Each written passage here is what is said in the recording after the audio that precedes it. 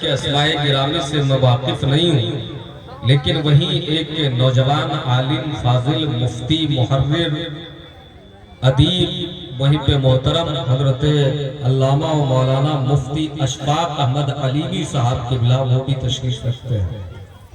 اللہ تعالیٰ ہمارے علماء کرام کو سلامت رکھے۔ آئیے بارگاہ رسالت مآب میں درود و سلام کا نذرانہ پیش کریں، جھوم کر پڑھیں۔ اللہم صلی علی سیدنا شفیعنا مولانا محمد بارک وسلم صلی علیہ وآلہ وآلہ بیتہ واصحابہ وازواجہ وذریاتہ اجمعین صلی اللہ تعالی علیہ وآلہ وسلم۔ صدر جلسہ آپ کے امام و خطیب حضرت علامہ و مولانا صالح نور صاحب نے اور اراکین نے جلسے کا نام رکھا ہے اصلاح المسلمین۔ کیا نام رکھا ہے؟ اصلاح المسلمین، مسلمانوں کی اصلاح۔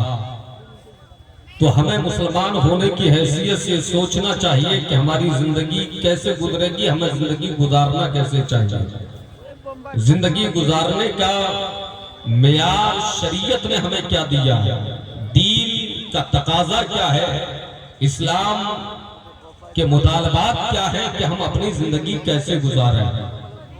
یاد رکھیں صرف کلمہ پڑھ لینے سے کوئی مسلمان نہیں ہوتا، جب تک دین کے مبادیات اور ضروریات اور اس کے تقاضوں کے مطابق اپنی زندگی نہ گزارے اور اس کا اقرار اور اذعان کا اقرار نہ کر لے کہ مسلمان کلمہ پڑھ لینا کافی نہیں ہے، بلکہ اس کے ساتھ ساتھ بنیادی عقیدے کا درست ہونا ضروری ہے۔ یاد رکھیں ڈاکٹر اقبال نے کہا تھا، زبان نے کہہ بھی دیا لا الہ تو کیا حاصل، نگاہ دل جو مسلمان نہیں تو کچھ بھی نہیں۔ یاد رکھیں ایک مسلمان کی نگاہ بھی مسلمان ہو، دل بھی مسلمان ہو، جگر بھی مسلمان ہو۔ مسلمان آپ ہیں تو آپ کا ظاہر بھی مسلمان ہو، آپ کا باطن بھی مسلمان ہو۔ اسلام کا یہ تقاضا ہے، جب تک ظاہر اور باطن مسلمان نہ ہو جائے، جب تک اندر اور باہر مسلمان نہ ہو جائے، جب تک ایکسٹرنل اور انٹرنل معاملات میں اسلامی تعلیمات داخل نہ ہو جائے، اس وقت تک آپ کو دنیا و آخرت کی بھلائی نہیں مل سکتی ہے۔ سمجھے؟ یاد رکھیں اللہ نے قرآن میں فرمایا یا ایھا الذین آمنوا اتقوا اللہ حق تقاتہ ولا تموتن الا وانتم مسلمون۔ تمہارا ہمارا خالق ارشاد فرماتا ہے اے ایمان والو اللہ سے ڈرتے رہو۔ کیا؟ ڈرتے رہو۔ کیسا ڈرنا؟ اتنا ڈرتے رہو جتنا کہ تمہیں ڈرنے کا حق ہے۔ اللہ سے ڈرنے کا حق کیا ہے؟ اللہ نے کہا کہ تم مجھ سے ڈرتے رہو۔ یاد رکھیں دنیاوی مثالوں کے ذریعے اگر آپ سمجھیں گے تو آپ اگر حضرت سے ڈر رہے ہو، ہمارے حضرت ادھر تشریف رکھتے ہیں، تو آپ راہ بدل لیں گے۔ ڈرنے کے نتیجے میں دوریاں بڑھتی ہیں، ڈرنے کے نتیجے میں مسافت میں اضافہ ہونے لگتا ہے، ڈرنے کے نتیجے میں بعد کا اضافہ ہونے لگتا ہے، دوریاں بڑھتی ہے۔ مطلب جو جس سے ڈرتا ہے اس کے قریب نہیں جاتا، لیکن اللہ فرماتا ہے ایمان والوں مجھ سے ڈرو جیسا کہ ڈرنے کا حق ہے۔ یاد رکھیں انسان اس جنگل سے نہیں گزرتا ہے جہاں شیر رہا کرتا ہو، انسان اس راہ کا مسافر نہیں بنتا ہے جس راہ میں خاردار گھاٹیاں ہو، جھاڑیاں ہو، جہاں جان کا جانے کا اندیشہ ہو۔ لیکن یاد رکھیں تمہارا اور ہمارا خالق وہ خالق ہے، وہ کریم رب ہے۔ جب آپ اللہ سے ڈریں گے تو یہاں ڈرنے کے نتیجے میں دوریاں نہیں بڑھے گی، بلکہ اللہ سے قربت کے راستے ہموار ہوتے چلے جائیں گے، قربت بڑھتی چلی جائے گی۔ جو بندہ اپنے رب سے جتنا ڈرے گا اتنا ہی اپنے رب سے قریب ہوتا چلا جائے گا۔ ڈرنے کا مطلب کیا ہے کہ ہم خدائی احکام کا پابند بن کر زندگی گزاریں، رسول پاک کی تعلیمات اور ارشادات کو اپنے لیے نمونہ عمل بنائیں، تب جا کر کے ہم صحیح معنوں میں مسلمان ہو سکتے ہیں۔ تمہارے رب نے فرمایا، میرے رب نے فرمایا ایمان والو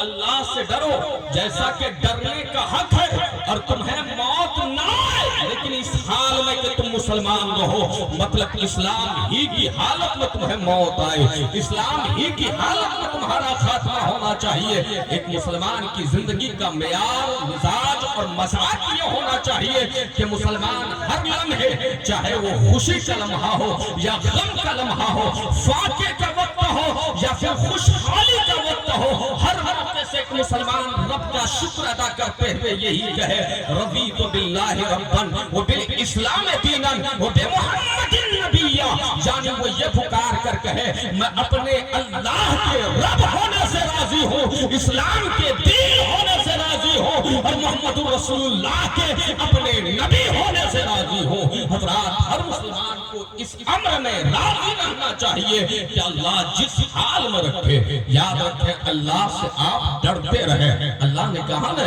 وَلَا خَوْفٌ عَلَيْهِمْ وَلَا هُمْ يَحْزَنُونَ، لا خوف علیہم ولا هم يحزنون۔ جو بندہ اللہ سے ڈرتا ہے اللہ اسے بے ڈر کر دیتا ہے، بے خوف کر دیتا ہے۔ آج ہمارے اور تمہارے دل میں ہزارہا خوف پنپ رہے ہیں، آج ہمارا اور آپ کا دل ڈرتا رہتا ہے۔ کیوں ڈرتا ہے؟ کبھی حکومت سے ڈرتا ہے، کبھی اقتدار سے ڈرتا ہے، کبھی ظالم سے ڈرتا ہے، کبھی جابر سے ڈرتا ہے۔ ہم نہیں معلوم زندگی کے ہر لمحے ڈر کے ماحول میں گزارتے ہیں۔ یاد رکھو مسلمانوں، ہم ڈر کیوں رہے ہیں؟ وجہ کیا ہے؟ وجہ یہ ہے کہ ہمارے دلوں میں خدا کا ڈر نہیں ہے۔ فارمولہ نوٹ کر لیں، بڑی ذمہ داری کے ساتھ عرض کیے دیتا ہوں، جس دل میں خدا کا ڈر ہوگا اس دل میں کسی کا ڈر ہو ہی نہیں سکتا ہے۔ خدا اس دل سے ڈر نکال دے گا، خوف نکال دے گا۔ سبحان اللہ، سبحان اللہ، ماشاءاللہ۔ اس لیے لوگوں اپنے دل میں خدا کا ڈر پیدا کرو، اپنے رب سے ڈرتے رہو، اپنے رب سے خشیت کرتے رہو۔ اس کی خشیت میں زندگی گزارو گے نا تو مولا تعالیٰ تمہیں بے ڈر کر دے گا۔ یہی تو وجہ ہے کہ اولیاء اللہ کے تعلق سے کہا جاتا ہے آئینے جمع مردہ حق کوئی و بے باقی، اللہ کے شیروں کو آتی نہیں روبائی۔ مطلب یہ ہے اللہ والوں نے کبھی حکومت و اقتدار سے اپنے آپ کو نہیں ڈرایا، نہ ڈرے، لیکن حکومتیں ڈرتی رہی، اقتدار کی کرسی میں بیٹھے ہوئے بندے ڈرتے رہے، حکومتیں پلٹتی رہی، بدلتی رہی۔ وجہ یہ تھی کہ وہ بندہ خدا سے ڈرتا تھا، اور جس دل میں خدا کا ڈر ہوگا زمانہ اس سے ڈرے گا، زمانہ اس سے ڈرے گا۔ اور زمانے کا ہر انسان نہیں ڈرے گا، ظالم ڈرے گا، جابر ڈرے گا، ورنہ اللہ کے مقدس بندے اللہ سے ڈرنے والے کسی کو ڈرانے کا باعث نہیں ہوتے ہیں، وہ امان عامہ کا سبب بنتے ہیں، بے شک بھگوشتی کا پیمبر بنتے ہیں۔ حضرات یاد رکھیں اللہ نے کہا تم ڈرتے رہو۔ یاد رکھیں لوگوں ہم مسلمان ہیں، اور اللہ تعالیٰ کا احسان ہے نا کہ اللہ نے ہمیں مسلمان بنایا۔ کیا بنایا؟ مسلمان بنایا۔ بے شک دین بھی دیا تو ایسا دین دیا کہ کہا ان الدین عند اللہ الاسلام، اللہ کے نزدیک اگر کوئی دین ہے تو وہ صرف اسلام ہے۔ بے شک جی جی جی۔ لوگوں یاد رکھنا یہ صرف اسلام ہے۔ دوسرے مقام پر رب نے فرما دیا من یبتغی غیر الاسلام دینا فلن یقبل منہ۔ اللہ کا قرآن کہتا ہے جو اسلام کے علاوہ کوئی دین مانے گا، کسی دین پر چلے گا، کسی مذہب پر چلے گا، اللہ تعالیٰ ہرگز قبول نہیں فرمائے۔ بے شک ہے، خدا کو قبول بے شک جی تو جی۔ صرف اسلام قبول ہے۔ بے شک سبحان اللہ، سبحان اللہ، محبوب ہے تو صرف اسلام کو سبحان اللہ، بے شک ہے۔ اسلام تھا، اسلام ہے، اسلام رہے گا۔ قرآن تھا، قرآن ہے، قرآن رہے گا۔ سبحان اللہ، سبحان اللہ، بے شک حق ہے۔ نعرہ تکبیر، نعرہ تکبیر، نعرہ رسالت، اسلام، اسلام، اسلام کا جھنڈا، اسلام کا جھنڈا، نعرہ تکبیر، نعرہ رسالت۔ مجھے ایک بات یاد آ رہی ہے، مجاہد آزادی حضرت سیدنا کفایت علی کافی مراد آبادی۔ یاد رکھیں آج لوگ اسلام کو مٹانے کے لیے چلے ہیں، اسلام کو دبانے کے لیے چلے ہیں۔ نوجوانوں جاگو، تم مسلمان ہو، اسلام کا تم پر احسان ہے۔ یاد رکھو دنیا میں تم پر کوئی احسان کر دے تو آپ ان کے एहसान के बोझ तले दबे जाते हो, उनका शुक्रगुजार बन जाते हो कि फला शख्स ने मुझ पर एहसान किया। कोई माली एहसान करे तो आप फरामोश नहीं कर सकते। अगर कोई एहसान करने वाले को भूल जाए तो दुनिया कहेगी बड़ा एहसान फरामोश है, बड़ा नादान है, अपने मोहसिन को भूल गया है। याद रखें, माली एहसान करने वाले को इंसान भुला नहीं सकता। अगर भुला दिया तो एहसान फरामोश कहलाएगा। याद रखें, ये माल दुनिया ही के लिए है, ईमान से बढ़कर कुछ नहीं है, इस्लाम से बढ़कर कुछ नहीं। याद रखो, ईमान और इस्लाम से बढ़कर एहसान क्या होगा? खुदा ने तुम्हें मोमिन बनाया है, मुसलमान बनाया है। नारे तकबीर, नारे तकबीर, नारे रिसालत, मसलक आला हज़रत, मसलक आला हज़रत, नारे तकबीर, नारे रिसालत। हज़रत किफ़ायत अली काफ़ी मुरादाबादी, आप जानते हैं, अंग्रेज के खिलाफ लड़ते रहे। आखिर में उनको सजा, उनके लिए सजा तजवीज़ हुई कि उनको फांसी के फंदे पर चढ़ा दिया जाए। याद रखें, जब आपको फांसी के पास लाया गया, इस मुल्क की हिफाजत के लिए लड़ रहे हैं हज़रात, फांसी के पास लाया गया और ये जालिम समझता था कि ये किफ़ायत अली काफ़ी खत्म हो जाएगा तो इस्लाम खत्म हो जाएगा।